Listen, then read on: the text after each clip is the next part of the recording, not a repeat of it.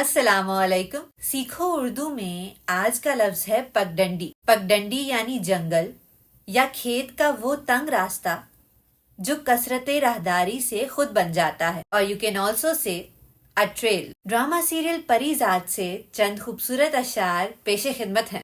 सुना है जहाँ बर्फ पड़ती है उस गांव की कच्ची गलियों में सरे शाम अंधेरे उतर आते हैं।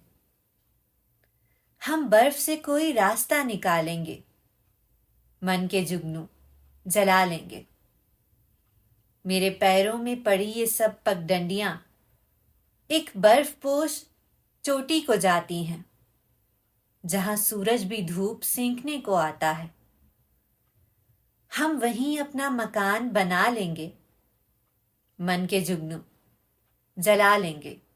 अभी रास्ते कठिन और मंजिलें सराब हैं।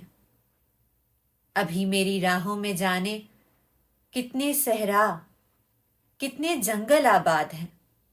हम इन्हीं जंगलों को दोस्त बना लेंगे, मन के जुगनू जला लेंगे।